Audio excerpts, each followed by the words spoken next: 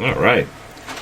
Everything's good. Meters are working. Good morning, everybody. Welcome to Pondering. It is, Monday the 9th of March, 2020. And I am your host, Joel Rissinger, executive pastor at Lifeway Church, chaplain, business owner, writer, all-around nutcase. And it's great to be with you. Cheers and happy Monday. I have my second cup of coffee here. Oh, yeah. Oh, that's good. And that's what we need. So, hey, cheer up. I know it's Monday, but we're going to start it off on the right foot here today. That's the goal, isn't it? Every Monday through Friday, we're here, 7:30 to 8 a.m. Eastern Standard Time. And what do? We ponder. We think about things. We don't just swallow the sound bites. Oh, no. We analyze them. We consider them. We go deeper. And we try to do it from a Christian worldview, a biblical worldview, and a Christian perspective. We don't believe that we just keep our faith in a little box on Sunday, but rather it dictates and directs, informs all that we think, say, or do. And therefore, we can talk about politics. We can talk about money. We can talk about all those things and more. We can do so from a Christian paradigm. And different perspectives, people want to share a different view, that's fine. We can disagree without being disagreeable. I mean, that's certainly the goal. And we welcome that. We welcome you to participate. Good morning to Leanne, who I see is on watching. That's wonderful. Yeah, you can type right into the live stream here on the Pondering Radio page of Facebook if you want to comment. You can post on our Facebook page, the Pondering Radio page, anytime, 24/7. You can email us at ponderingradio@gmail.com, ponderingradio@gmail.com. You can leave a message. You can call 860-500-7163, 860-500-7163. If we don't answer, you can still leave a voicemail, which we will listen to, and we'll play on the air even if it makes sense. So feel free to do that. There's just all kinds of a virtual plethora of ways that you can take part in this show, and we welcome you to do it. We love to see and hear and read your comments. So, good weekend. I hope you guys had a good weekend.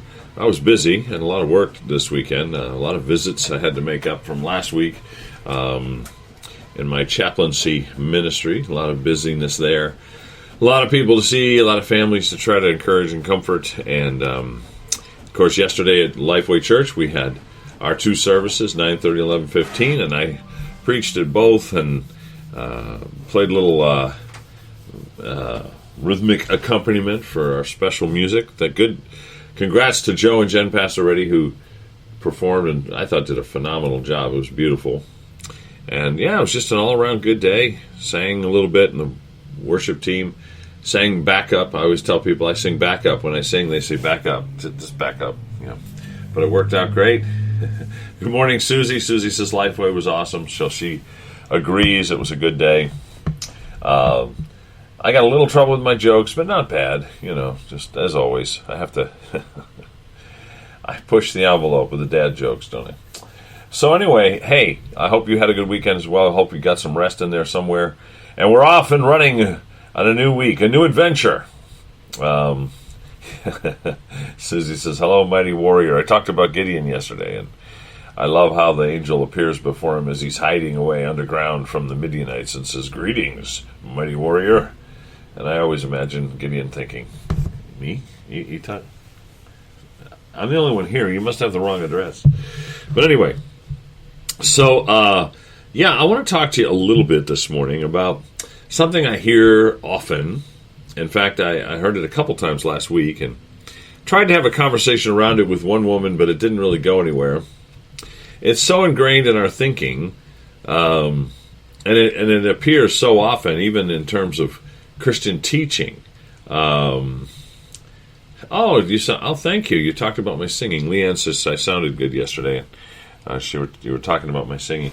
Yeah, it was fun. I'm sorry. I know I'm an ADHD guy, so I can hop back and forth on different rabbit trails here. But no, I enjoy singing a lot, and I find singing with Tina is easy in the sense that our ranges are similar in terms of what harmony has to be. And the top of her range is the top of my harmonic range, which is good, and I can hear easily what the harmony should be listening to her. It's very easy to blend, so I enjoy that a lot. Anyway, Tina's our worship leader, for those of you that don't know, and does a phenomenal job putting together music every week and just bringing the best out in the band and everybody else. So, so this thing I hear a lot, people are surrounded by this thought, and by that I mean it appears in the secular and the sacred world. It's written about, it's preached, and it bugs me. And let me give you an illustration. So people say things like this. Well, you know, Pastor, everything happens for a reason. And what they mean by that is that no matter what you're going through, God has somehow orchestrated it for a purpose. Another way of saying the same thing, or the similar mental track, is, well, God has a plan. You know, someone sent me a little text meme the other day, and it was it was like a cartoon, you know, with two scenes. One was labeled "Your Plan" for your life, and it shows you, you know, starting here, and then up here is this, you know, maybe this beautiful house on a hill and nice swimming pool, and you're trying to get from here to this beautiful place that you want to live. And then next to that, the next frame over was God's plan, and it still had these two, you know, extremes, starting and finish. But in between was this, you know, these deep ditches and earthquakes and, you know, holes to fall in and all this stuff that would happen to you. Lightning bolts striking and all that. And I saw it and I thought, no, not really. And I'll tell you why. And I want to kind of walk through this. And this is a topic in general we've talked about before on this show. But maybe, I know sometimes when you come back to things and you come at it from a little different angle, sometimes that's when it clicks. And not only does it click, maybe something that we would say here would help you explain it to someone else, and their light bulb goes off. And that's perhaps even more powerful for many of you who are regular ponderers. Good morning to Jerry, who's just joined us. I heard you all the way in California. You did sound great. Thank you. Yeah, I must have been really loud. What is wrong with the statement, everything happens for a reason? Well, the idea is that God's sovereignty means that he does everything to us and through us. And so, therefore, if you have the death of a loved one, or you come down with some terminal illness, you get the coronavirus, you know, and you're sick and in quarantine, or you get fired on your job, or someone steals property from you, some guy just randomly walks up to you in a parking lot and punches you in the face. God used that, did that, in essence made that happen for a purpose. You know, he's going to work out something in your life, and this was part of his plan. Again, it's not just up to this goal, but normal. And this is one of those low points where God was letting someone punch you in the face, or moving someone to punch you in the face because it was part of his plan. Well, I think, like many people, and I think this is one of the reasons why so many people hear this stuff and they think, I don't want any part of that, because the image of God that's created is this very fickle, somewhat cruel, unreasonable older man in heaven, who every so often gets crotchety, or has, as part of his work in our lives, this desire to see us go through pain, because, well, you know the saying, no pain, no gain. So he does have someone come up and just pop you one, because he knows that that'll make you grow in some way. And I would have trouble reconciling that with the God of love. As a father, for example, I wouldn't trip my kid walking down the hall so they could fall and break their favorite, coffee mug, maybe cut their hands, just so they'd learn, to look down when they're walking, or not trust anyone who might be sitting there as they walk by. That would be abuse, wouldn't it? And we'd all recognize that. We'd see that as abusive. So how could we see God then in that same mindset and not call him abusive instead of loving? Now, I believe God does use all things. Romans 8:28, all things work to the good of those called according to his purpose. No question about that. If the kid, let me take it back to my own experience as a father. If one of my kids walked by, tripped on their own, or tripped over the dog and fell and cut their hand and shattered their favorite coffee mug, I would pick them up, dust them off, care for the hand, and I would lovingly help them to consider maybe turning the light on next time, looking down when they're walking, not look at their phone or whatever they were doing, so that doesn't happen again. And I would use it as a teachable moment, no question about that. But would I trip them? No, I wouldn't trip them. So I think what we're seeing is the difference between Calvinism and Arminianism, which we've talked about in this show. The idea that Calvinist says God is sovereign, therefore he does everything, even the bad things that happen are from him. The Arminian says, no, we have free will, we have free moral agency, and God is still sovereign. He uses these things in our life to build us up, but he doesn't cause these things. In fact, no, he doesn't really need to. I don't know about you, but I have enough disasters that are self-inflicted without God intervening. The enemy does. I don't doubt that. The enemy messes with us and tries to harm us, and God even uses him and uses the outcome of his shenanigans to make our lives better. But God doesn't necessarily do that to us. Yeah, Susie says, I think a better way to see it is God will use anything, not that he causes it. Yes, amen. That's exactly what I'm saying. So, when we hear people say that, everything happens for a purpose. Your dog died. Your aunt has cancer. God's ways are mysterious, people say. Again, implying what? That God gave your aunt cancer and killed your dog? No, I don't think he did. We live in a fallen world. Cancer is one of the results of that fall. Does God give everybody cancer that has cancer? No. Oh, could he? Sure. And I suppose in a punitive sense for some that are evil, maybe he could, and maybe even does. But for the most part, even Solomon, the wisest man that ever lived, wrote in Ecclesiastes, time and chance happens to them all.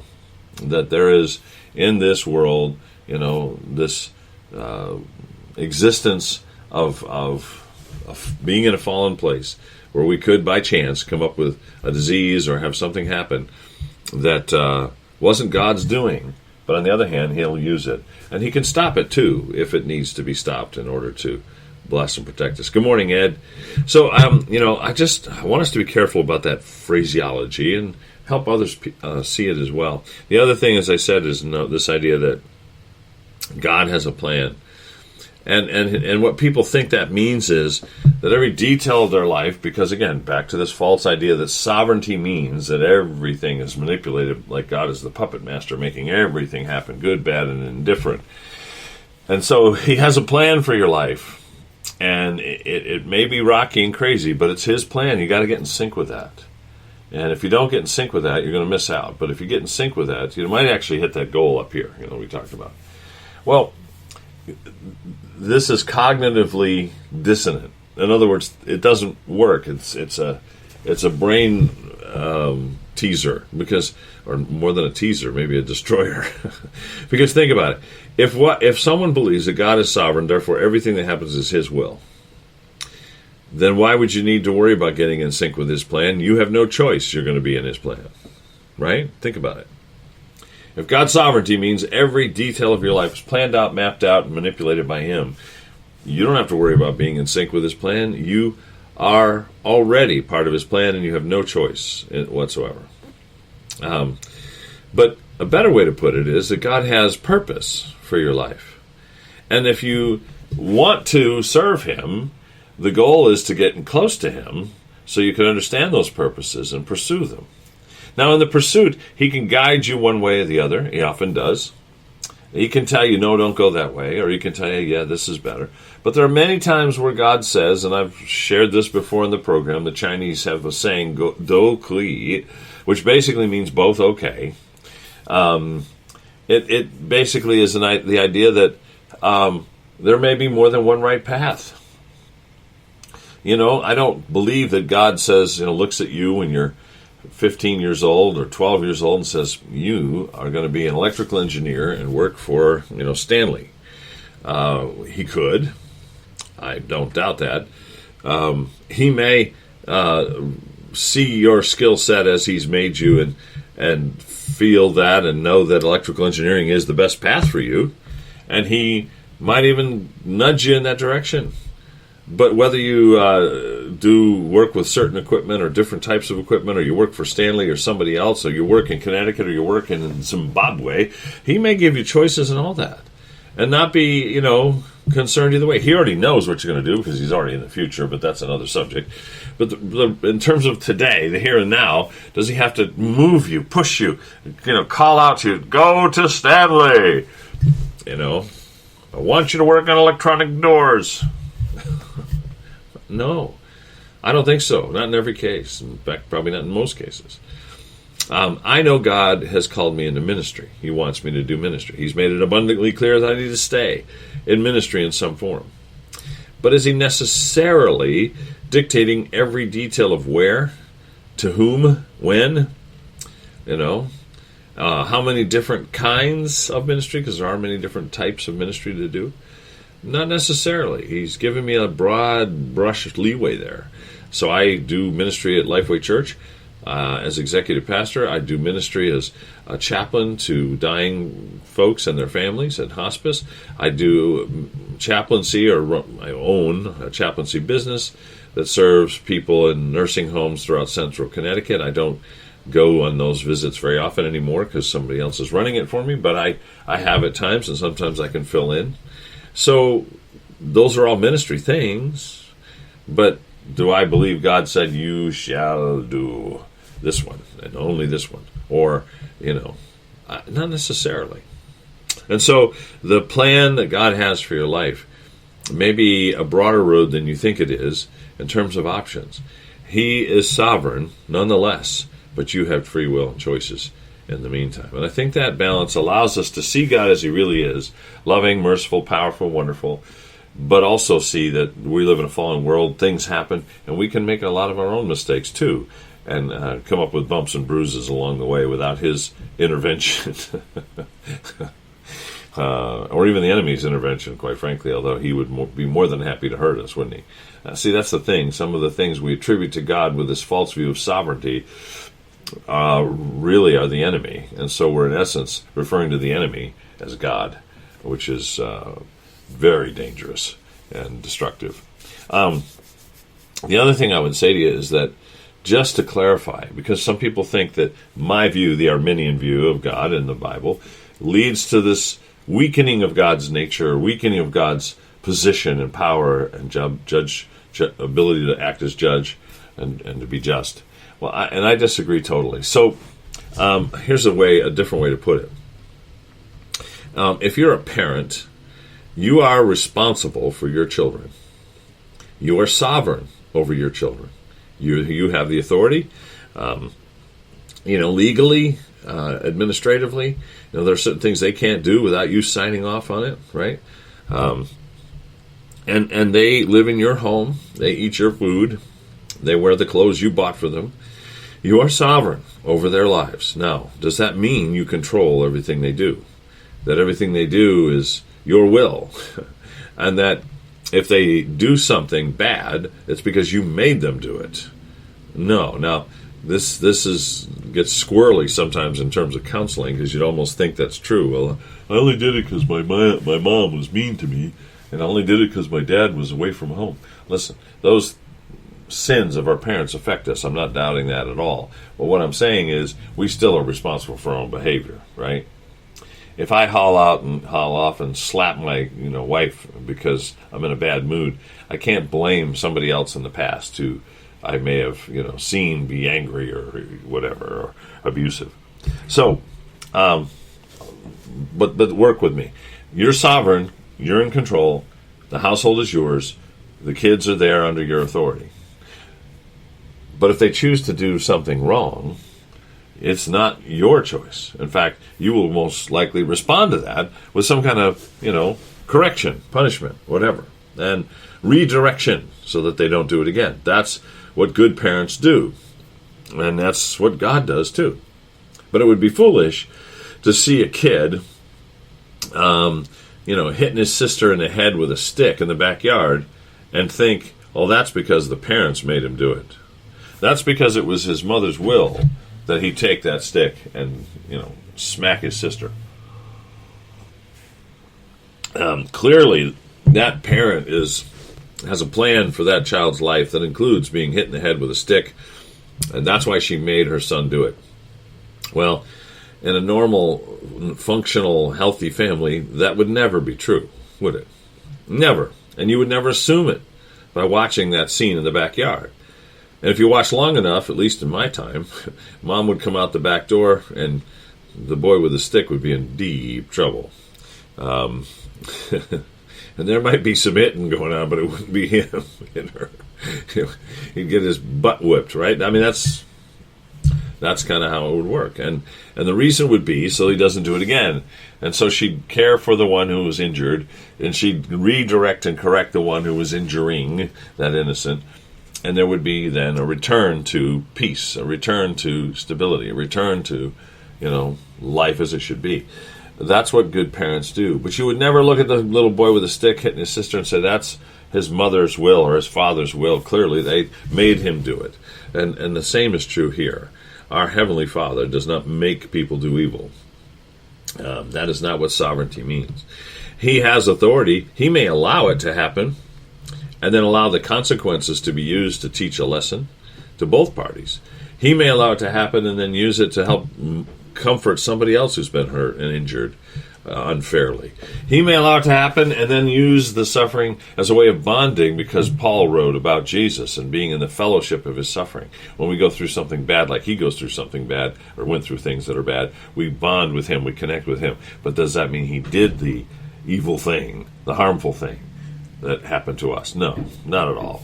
Not in a million years. He just uses it for good, because that's who he is. And that's what he does. So is he sovereign? Yes. Does that mean he controls every detail instead of allowing people to make choices, good and bad? No, it doesn't mean that he has to control every detail in order to be sovereign. Now, he could stop bad from happening, but sometimes that's counterproductive. Because sometimes the bad needs to happen for the sake of something in the future we don't see, or the bad needs to happen in order to correct someone's path in a natural way, in terms of just, normal consequence of life. But he can also stop the bad from happening, and he does. And I wonder sometimes how many times going through our day, God intervenes to stop something evil from happening. We don't even know it. We don't even see it. We're driving down the highway, and some guy's coming up behind us, and he's drunk. And, if he just kept going the way he's going, blinded with rage and alcohol, he would plow right into us. But God, pulls the plug on his spark plug, or just puts an angel in front to just push and slow him down a little bit, and we don't even see it. We just driving along, singing away, and we were just spared. I think that happens a lot. I really do. And there have been a few times where I've had glimpses of it that I think were supernatural, that I believe confirms that idea. So no, God doesn't cause evil. He often stops it. And when he doesn't, it's because he's going to use it for good. But he doesn't create it. He's good. He's loving. He's merciful. It's incongruent for him to do evil, especially to those who are his children and are trying to do the right thing. So, God has a plan, yes, maybe better set of purpose. And there are pieces of it that maybe parts of that plan that do need us to take certain actions, and he can tell us that, and he can direct us, and he does. But there are many other things that are optional, where, as the Chinese say, do ku yi, both are good. And we can make those choices. And God's plan does not mean he does evil to us, but when evil happens, if he allows it, he's going to use it for good. And so when we see bad things happen, we don't need to say, well, everything happens for a purpose, as if God was doing this, when in fact it may just be time and chance, the hand of the enemy, the fruit of living in a fallen world, or any number of other things that God will use because he's good. And I hope that helps, because I think our view of God is kind of important. And we don't want to see him as this irrational, mean ogre with all power and authority in heaven and earth. That would be a bad thing. All right, so that's enough for today. Hey, we'll be back tomorrow morning at 7:30. In the meantime, as I always say, stay in the Word, keep praying, and keep pondering, you guys. Have a really blessed Monday. Live out TGIM. Thank God it's Monday. I know that's hard to do, but it's okay. It's good. Better that than the alternative, and so we don't walk around with our lower lip hanging around our ankle somewhere. And I think you'll be blessed. I think good things will come from that. So, yeah, keep on pondering. We'll see you tomorrow morning. Tell your friends, neighbors, and complete strangers to join us, too. We'd love to have more. The more, the merrier. All right, guys. Bye for now.